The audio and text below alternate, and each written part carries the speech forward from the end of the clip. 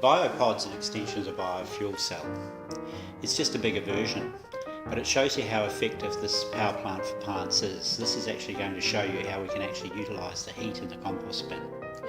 It's an incredible amount of heat that's generated. This is just taking the leftover materials that are lying around. In this particular case, we're utilising waste from the horses.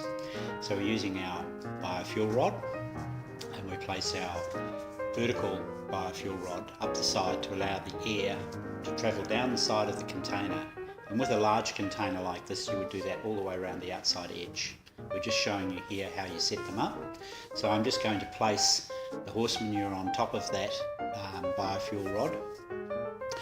This is going to allow, because of the heat that's generated, there's going to be gases going out, and that heat that's generated acts like a pump, and it really starts to circulate the air through these little biofuel rods. It actually pumps. It really works like an effective pump. It's almost like you've got a motor in there. Now the important thing, of course, when you feed these types of composting is that you've got to make sure that the material is reasonably well wet, because water is the vital ingredient. In this particular situation, we're making compost tea, and the barrel in the middle is filled with weeds, water, seaweed, some cow manure, any basic materials, and as much diversity as you can from around the garden environment. So we're using the natural ingredients that exist.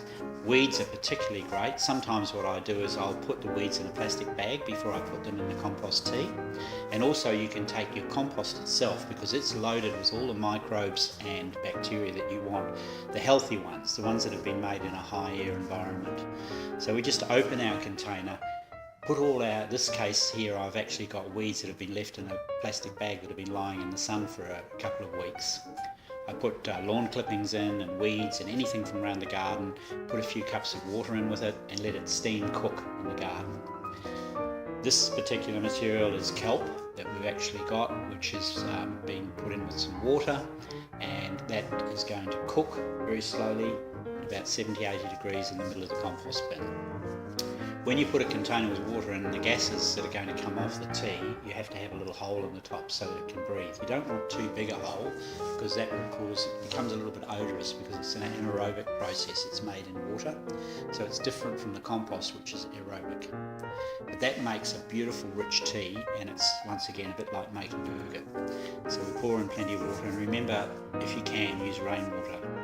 So we just fill our container. Now the heat of the compost, and the larger you make the compost pile around the outside, that'll actually keep that material, once it can get up to about 40-50 degrees. Often I'll go out and look for input material from even the side of the river, or anything that's in your local vicinity.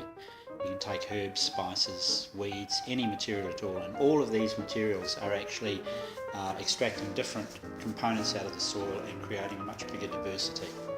I like putting in some herbs, and just gathering as wide a variety of materials as I can. I don't tend to put kitchen scraps in that, just putting in living green material and a bit of cow manure and a bit of horse manure or chicken manure, any of those sorts of materials.